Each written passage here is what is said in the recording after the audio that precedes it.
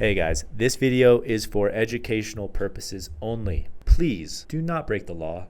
Ladies and gentlemen, today I have the honor of interviewing Mr. Aaron Pelly out of Harris Slaski Law Firm. Aaron is going to help us today understand how to get a cannabis license in the state of Washington. Aaron, thank you so much for joining me today.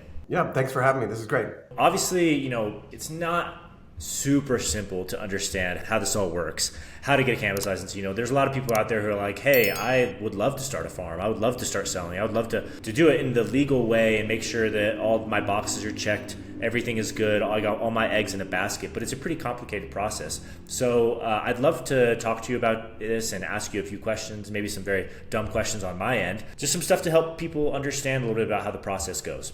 Sure, great. I'm looking forward to it.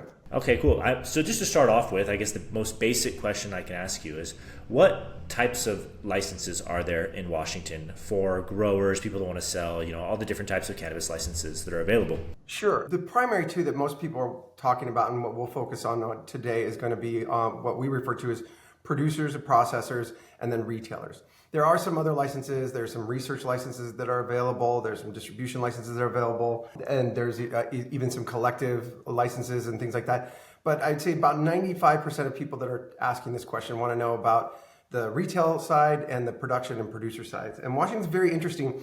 They're one of very few states that holds on to this kind of archaic belief that producers and processors should not be on the same side of the fence as retailers. So the theory behind it is called the tied house theory. And they don't want houses tied together, the houses of the retailers and the houses of the producers and processors. It comes from liquor and alcohol, where they have the similar rules and this belief that it invites organized crime and all kinds of problems. I think it's a really outdated rule, but it doesn't really matter what I think. It only matters that there's a rule. So in our world where we live, in Washington and in a few other states, you can either be on the producer and production side, which means you grow weed, or you do something else with it. You make it into edibles, you make it into, and those are your processors. You make it into, you blast it, you make oils, whatever you're going to do. Those are your processors. Producers are your growers, the traditional guy that puts seeds in the ground or seeds and grows them indoor or outdoor, or clones, I guess. And then lastly, the retailers. And the retailer licenses, in all instances, in Washington State, they're also limited. So in the retail side, you can only have 5 retail stores. That's the maximum you can have. And then producers and processors, the maximum you can have is 3 of each of those. You can have 6 total, 6 being 3 producers and 3 processors. That's the big 30,000 feet, what licenses are out there. Okay, so just want to make sure I understand correctly. So you can have a producer and a processor license, but you cannot have a retail license. So you could have those 2, but not the third. That's right. Or the other way around. You could have a retail license, but you could not have a producer or processor license. They have this, like I said, separation of church and state in those regards. Okay, awesome. That's some great information there. And so in this podcast, I'd really like to talk about the producer/processor's license, because that's typically, the type of people they're going to be watching. That's typically our audience. So yeah, to get started with those, where would you start? I mean, let's say I want to start a farm. Where do I get started with becoming a producer? Sure. So the first thing is to kind of know what kind of licenses are available on the production side. And there are 3 different sizes. So you have your tier 1, which is 3,000 square feet, your tier 2, which is 10,000 square feet, and your tier 3, which is 30,000 square feet. Now, again, you can have 3 of those licenses if you're growing. So you could have up to 90,000 square feet on 3 separate licenses. But in short, that would be the most that you possibly could have in Washington State in terms of growing, which in some ways is really great because we still have that real mom and pop, where a lot of jurisdictions, you have a lot of consolidation because they didn't do limitations on the number of people that could get in. So you could have these really big, huge players. You really can't have that in Washington. You really are limited in so many licenses that you can have. And so it does keep this industry very craft in Washington and very mom and pop, which is nice. Then after that, the follow-up thing that you need to know is that you can't apply for one. The application window for applying for licenses in Washington State closed several years ago. I want to say that there was 2012 and then 2015 were the 2 times where application licensing was open, and it was open for a very short window, and then it was closed. And so now we have a finite number of licenses. In Washington, I want to say that it's over 1,000 licenses on the production side. And they kind of decided that number based on what they thought the consumption levels were at and what the need was for the amount of cannabis that would be consumed within our state. And so now we know that there's a finite number of licenses, but I can't get any. How do I get one? And the answer to that is you have to find one. And very similar to like your taxi medallions in New York, they gave out so many of these licenses, they're not probably going to ever give them out again. And so people buy and sell them on the open market. I guess when I say you can't apply for a license, it's a little bit of a misstatement. You're still going to have to go through the application process, and we'll discuss that a little bit later. But before you get a license, normally all these other people that got licenses in the beginning, they applied to the government for a license. What you have to do is go and find a license you can buy so that you can go apply to the government for a license. And so, again, that means that there's an open market of licenses that are for sale out there, and they've gone up in price, they've gone down in price. Examples of pricing, I think at the high end of the market in 2020, tier 3 licenses were going for over $250,000. I think right now, because of the market conditions, they're closer to 150 now. But it's like anything, it's a supply and demand thing.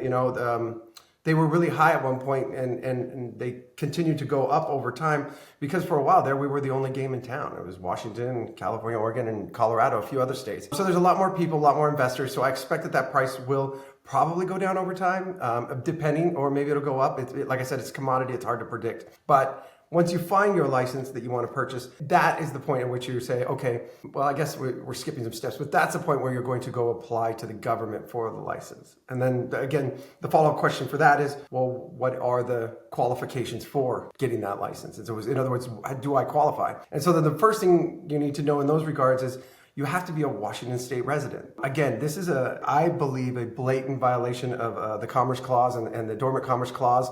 And most people don't think it's constitutional that you have these restrictions that prevent people from out of state to be able to apply for licenses. But I don't think the states really care. And what they're really trying to do is protect the industry itself. In other words, you don't want to open this up for licensing and have people from New York, California, and everywhere else come in and apply. This is to try and create a market for your state, but also try and stop your state from engaging in their previously illegal activities. You're trying to get former outlaws to come and join your marketplace. So this restriction on Washington State residents is pretty similar in most states where they have a residency requirement. I can only think of one state that we work in that didn't have one. And even they technically had one, but they basically said you become a resident as soon as you say you're here for a day. Most of them have like a 1 year, 2 years, 6 month residency requirement. In our state, we have a 6 month residency requirement. So you have to be here for at least 6 months, driver's license, a lease agreement, some documents that show that you're here in Washington State and a resident. And then after that, kind of the next threshold question is your criminal history. And that is to say that you have, for Washington, it's felonies within the last 10 years. If you have one, that's going to disqualify you. And if it's misdemeanors, the point system is 5 points and you don't want to go over 8.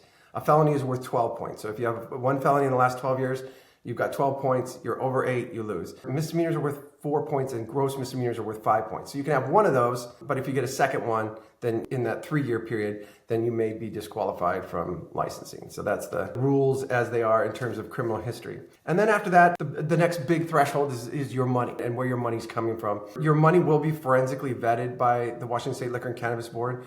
So the good news is in 2018, they changed the rules and started allowing out-of-state money. Before they restricted it, it made it really super difficult for folks to kind of get through this process. I mean, as you know, when you're doing an indoor grow and you're trying to finance that, it's not cheap, especially if you want to do it right and you want to do a good job. And so a lot of times you'd have a lot of farmers that needed to go out and get that money to be able to bring it in. And there wasn't a ton of it in Washington State that wanted to just invest for the sake of investing. And so if you wanted to give money to a cannabis company, then you wanted a piece of the action. And so you ended up having a lot of farmers that ended up having to take on investment money, which later on led to a lot of litigation problems. But the point of the story is that now we do get to take out-of-state money if you want to take out-of-state money. But no matter what, you still have to be at least a United States resident, because that money is going to be not only forensically vetted, but the person that's going to be added on as a true party of interest, and they're going to be a part of the license. They have to identify themselves. They still have to get fingerprints. They have to still have their bank accounts forensically vetted, which is to say that you have to give over your bank receipts and answer for any unusual deposits or withdrawals. So that's all part of the money part of it, or the money question that a lot of people have to deal with when coming into this licensing. So I think you probably asked the next 10 questions, or you probably already answered the next 10 questions. There's a lot there. But no, I mean, it was great. It's great. I mean, you rapid fire filled it out. I do have a few questions about what you said, but let me first off start. Okay, so obviously it's not super easy to get a license because they don't allow it anymore. So if someone does want to get a license in Washington, you said that it's on the open market, but how do they typically find these deals? I mean, is that something you guys help with? There are some websites out there. We don't engage in brokering because I want to be able to tell you have an ugly baby.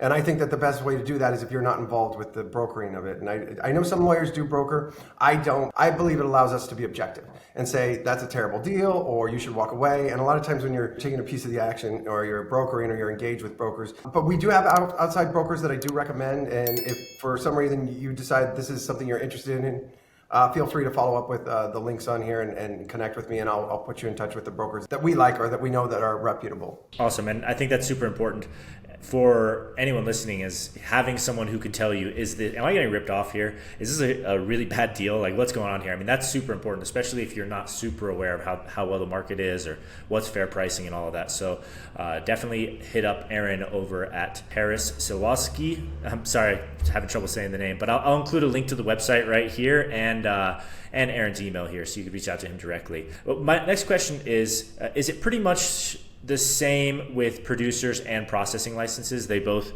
for processing, it's kind of the same deal, kind of the same regulations, kind of the same as everything you've just mentioned? Yes. I mean, obviously the cost of entry is a lot less for sure, right? Because for a processor, you could be doing something like edibles, or you could really be buying somebody else's weed and just repackaging it with your own packaging, and that could make you a processor. So you might just need 4 walls, 2 cameras, and an internet connection, so to speak. But that being said, it could also be really high. It just depends on what you want to do and how you're going about processing. But it does give you the opportunity, and the licenses are a lot less expensive. I think that the most expensive I've ever seen a processor license was, I want to say it was $90,000, and right now the marketplace is about $30,000. For a long time, they were going for about $5,000. So again, it's a marketplace. It changes all the time. Cool. And once I have purchased an existing license from somebody, how long is that typical application process from once I purchase it to the submission to where I can start growing? Yeah, good question. So, and much longer than you think, and for a couple of reasons.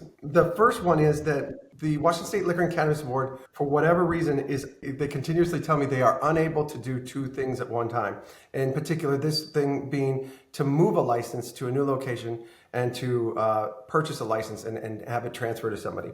And I think it has something to do with the way their systems are set up, which is a shame, because each one of those processes takes about, from the time that you buy the license, you say it's our license, there's paperwork that you turn into the Department of Revenue. The Department of Revenue transfers that paperwork over to the Secretary of State. That whole process takes about a week or 2. Then you get in front of, it gets put in front of a licensing investigator.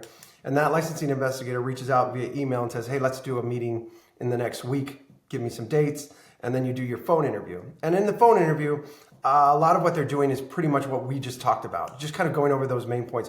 Who's on this license? What's their contact information? Are they Washington State residents? What's their criminal history? Kind of just hitting on those high points, thresholds of like, where's the money coming from? And so once they kind of get all those questions answered and they feel like, yeah, we can go to the next step, they send them a DocuSign. And then that DocuSign, you have to provide the different things that they ask for. Show us a lease, show us your purchase agreement for the license, show us your bank records for where the money's coming from. It's pretty invasive, but it's part of the process of getting a license. And then once you fill out all that DocuSign and given it back to them, and then they have a supervisor that needs to approve it. And once the supervisor's approved it, then it goes to enforcement, who needs to go out and inspect the location to make sure that it's compliant. All that process that I just described, roughly 2 to 3 months. Unfortunately, then you have, if you need to do a change of location also, because a lot of times when people are selling licenses, you don't want to be at their old location. If you do, then hooray for you. We just cut off 2 or 3 months. If you don't, though, you now have to go through and do a change of location. And it's not as invasive as the last process, but it still takes about, from the time you turn in the application, show the floor plans, show them the new lease, and get all of that approved by a supervisor. And enforcement has to go out, inspect the old place to make sure that you're out of there, and inspect the new place to make sure that it's compliant. And so in that instance, you're still adding another 2 months. So if you were to say, I've got the money to buy this license, we're buying it tomorrow, but we're going to go to a new location, the floor is about 4 months from that day that you decided to buy. The ceiling can be higher because of course I'm giving averages, and it doesn't happen often, but it can, every time the LCB takes issue with something and says, hey, I would like to see, instead of 6 months bank records because I saw a couple things I didn't like, I'd like 1 year's bank records. That's going to add another 20, 30 days to the whole process, which is crazy, but true.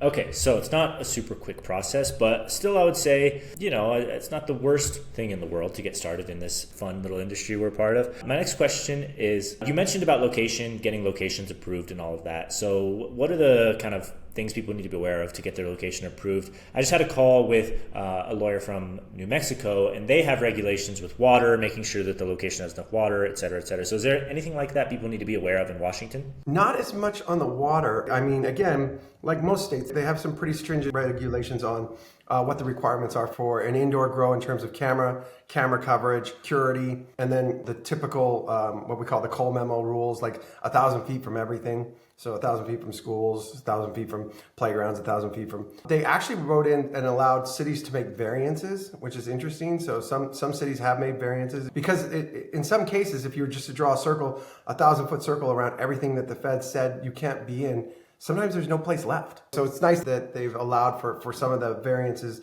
for conditional uses to be able to put licenses in places where they normally couldn't when we first started this process. But and then for outdoor grows, it's a site, fences that have sight that won't allow people to see in. I guess that's going to harm the minds of whoever. I don't know why they need to hide the cannabis, but I mean they do. So that's one of the requirements. They have some internet connection requirements that they have so that they can be able to access the cameras, the LCB if they want to or need to, and also kind of typical seed to sale requirements in terms of how you're managing your grow and making sure that it's all within compliance with the LCB. Cool. Well, it seems like it's not the simplest process, and I imagine you could probably talk about it for hours here. So again, if anybody wants to get clarity on that, I would definitely reach out to Aaron here, and I'll include the contact info here. So one question I had, which you said earlier, you mentioned that there's 3 license types for producers, and you mentioned square footage. Is there any limit to how much people can actually grow? Because obviously we work with a lot of growers, and everyone's always trying to optimize their yield. So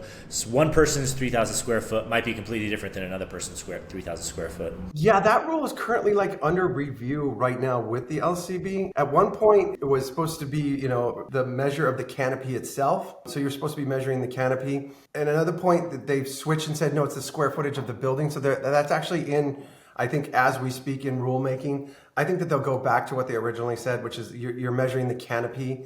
So, if you've got aisles in between the rows of plants, you're not measuring that as part of the square footage. You're really just measuring the canopy of the plants, because that was definitely the intent when it was originally being presented. So 3,000 square feet is going to be, at least I believe it'll still end up being 3,000 square feet of canopy. Cool. So my next question is, I think we've kind of covered most of the rules and logistics and all the kind of fine print here, but I'm just curious about your thoughts on the state of the industry in Washington. It's obviously not super affordable for every single person to get involved. So what are you thinking about kind of the market state where we're at right now? And do you think it's still a good business model to get into? That is a great question. It is tough, especially as we sit here now, because the market's going through its own growing pains in Washington and really on the whole West Coast.